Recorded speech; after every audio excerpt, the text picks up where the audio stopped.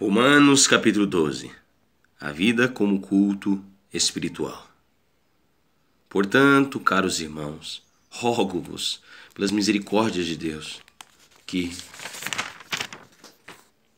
apresenteis o vosso corpo como um sacrifício vivo, santo e agradável a Deus, que é o vosso culto espiritual. Nota de rodapé 1. A partir desse momento, até o final desta epístola apostólica, Paulo vai apresentar uma série de aplicações práticas à teologia explanada de 1 a 11. Segundo Paulo, a fé sincera e verdadeira em Jesus Cristo manifesta-se na obediência amorosa e dedicada à palavra. Jesus foi o último e suficiente sacrifício e pagou todo o pecado humano diante da lei de Deus, concedendo ao crente livre acesso à presença do Pai. De Cristo em diante, os sacrifícios passaram a ser prestados no templo do corpo humano, no Santo dos Santos do coração, onde habita o Espírito Santo. Como toda doutrina tem seu lado prático, o ensino de Paulo vem acompanhado de exortações éticas, muito semelhantes ao ensino de Cristo nos 4 evangelhos, principalmente no conhecido Sermão do Monte. João 13:17, Mateus capítulo 5, até o capítulo 7. Paulo usa a palavra grega parastesai, a qual já havia usado em Atos 6, do 13 ao 19, com o sentido de apresentação, dedicação, oferta. Temos aqui uma descrição mais abrangente das virtudes proporcionadas pela ação do Espírito Santo à vida dos cristãos sinceros. Paulo ainda esclarece que o culto prestado pelos cristãos é diferente do culto meramente cerimonial prestado no templo em Jerusalém. Ao usar o termo grego logikos, Paulo caracteriza o culto cristão como sendo uma atitude pessoal e diária de devoção, adoração e serviço a Deus e aos semelhantes. A expressão logikos confere ao culto a qualidade de espiritual e autêntico, algo um tanto diferente da expressão racional publicada por algumas versões. 1 Pedro 2, 2. E não vos amoldeis ao sistema deste mundo, mas sedes transformados pela renovação das vossas mentes, para que experimenteis qual seja a boa, agradável e perfeita vontade de Deus. Nota de rodapé 2. Paulo adverte que o cristão não deve tomar a forma deste sistema mundial com suas concepções de sucesso e glória, maldades e corrupções. Gálatas capítulo 1, versículo 4. Mas permitirmos que uma transformação se processe em nossa vida.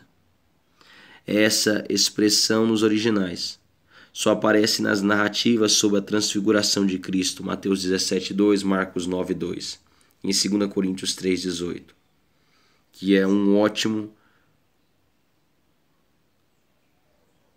comentário desta passagem. Os cristãos devem viver no presente século, em grego aion, com a perspectiva da era de Cristo, época em que estaremos com Cristo por ocasião de seu glorioso retorno. Assim devemos viver, aqui e agora, como cidadãos do céu, herdeiros do reino, do mundo vindouro. 1 Coríntios 1:20, 1 Coríntios 2:6, 1 Coríntios 3:18, 2 Coríntios 4:4. Como servir por meio dos dons?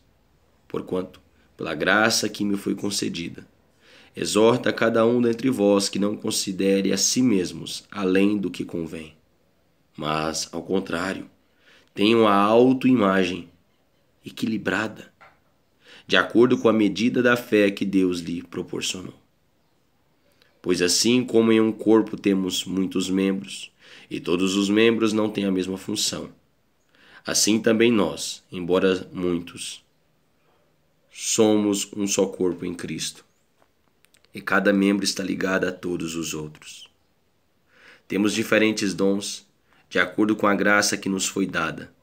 Se alguém tem dom de profetizar, use-o na proporção da sua fé. Nota de rodapé 3. Como o novo nascimento, Deus presenteia cada um de seus filhos com pelo menos uma capacidade espiritual, com a qual o cristão passará a abençoar seus irmãos na fé e todas as demais pessoas à sua volta. A palavra grega usada nos manuscritos gregos originais para descrever os dons especiais da fé é charismata. 1 Coríntios 1, 7, 1 Coríntios 12, versículo 4 a 28, Efésios 4, 11, Atos 20, versículo 17, 1 Tessalonicenses 5, 12, 1 Timóteo 5, 17.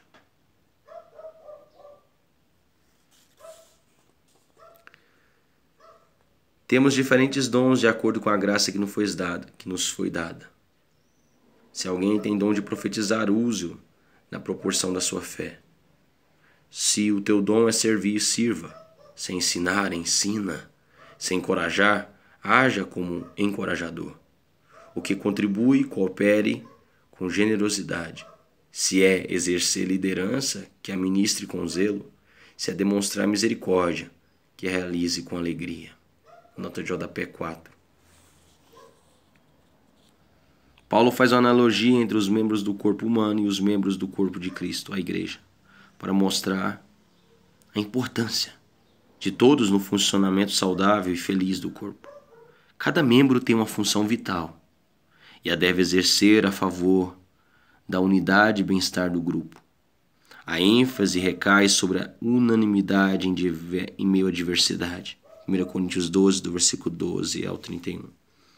Como o poder provém de Deus, não é admissível que um cristão, membro do corpo, tome atitudes de superioridade, orgulho pessoal ou de justiça aos seus próprios olhos.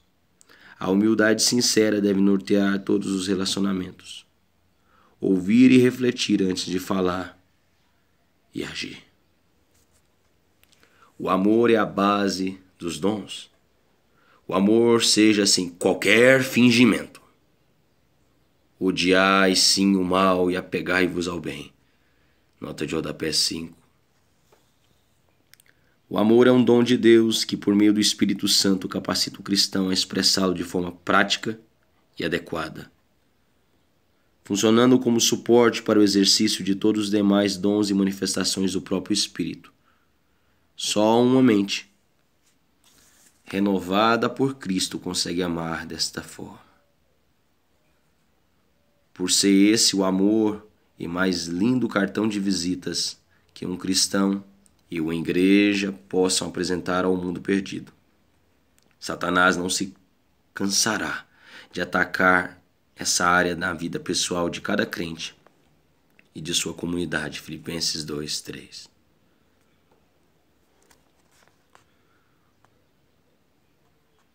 O amor seja sem qualquer fingimento. Odiai, sim, o mal, e apegai-vos ao bem. Amai-vos dedicadamente uns aos outros, com amor fraternal, preferindo dar honra a outras pessoas, mais do que a si próprios. Não sejais descuidados do zelo, sede fervorosos no espírito, servi ao Senhor. Alegrai-vos na esperança, sede pacientes na tribulação, perseverai na oração. Nota de rodapé 6. O cristão tem em seu coração um tipo de esperança totalmente diferente de todas as demais esperanças. É a esperança, com certeza, da companhia e redenção de Cristo em sua vinda, fato que produz a alegria do salvo. Romanos 5:5, Romanos 8:16 ao versículo 25, 1 Pedro capítulo 1, do versículo 3 ao versículo 9. Devemos perseverar com coragem e certeza da vitória. Porquanto a aflição, especialmente para o cristão nesse mundo, é uma experiência inevitável. João 16, versículo 33. Por isso, o crente deve viver em oração, ou seja, viver conversando com Deus em seu íntimo,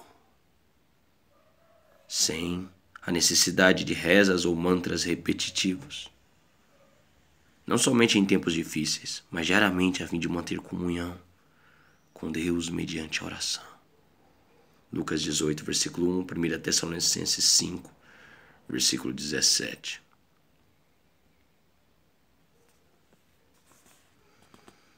Alegrai-vos na esperança, sede pacientes na tribulação, perseverai na oração. Cooperai com os santos nas suas necessidades, praticai a hospitalidade. Abençoai os que vos perseguem, abençoai e não amaldiçoeis. Nota de rodapé 7. Paulo está ecoando os ensinos de Jesus Cristo nos Evangelhos. Mateus capítulo 5, do versículo 39 ao versículo 45. Lucas 6, 28, 1 Tessalonicenses 5, 15, 1 Pedro 3, 9. O cristão tem responsabilidades sociais para com todo mundo, especialmente com os irmãos de fé. Gálatas 6, 10.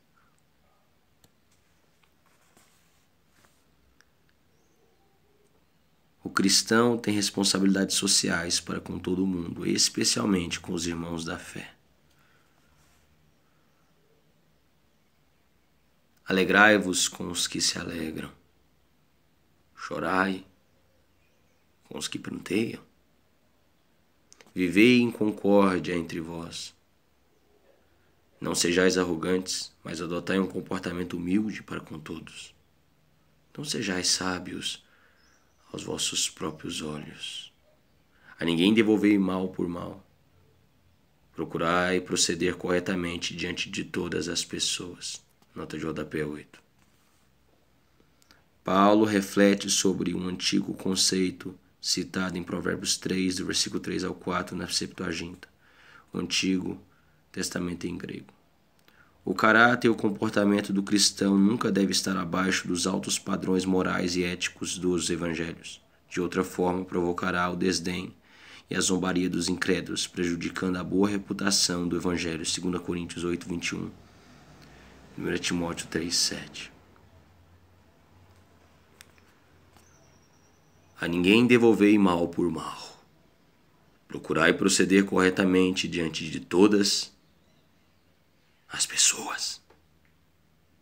Empreendei todos os esforços para viver em paz com todos. Amados, jamais procurai vingar-vos a vós mesmos, mas entregai a ira a Deus! Pois está escrito, minha é a vingança. Eu retribuirei, declarou o Senhor. Ao contrário, se o teu inimigo tiver fome, dá-lhe de comer. Se tiver sede, dá-lhe de beber. Porquanto agindo assim, amontoarás brasas vivas sobre a cabeça dele. Jamais te entregues ao mal como vencido, mas vence o mal com o bem. Nota de rodapé 9.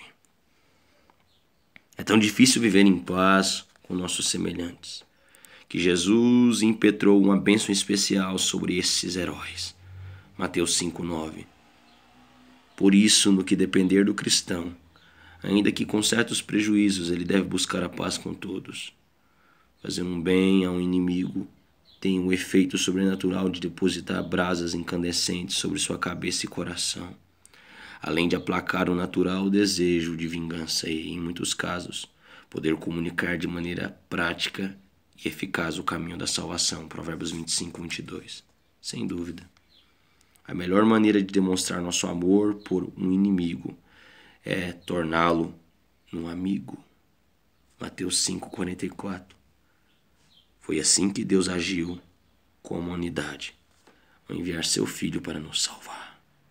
João capítulo 3, versículo 16 ao versículo 17.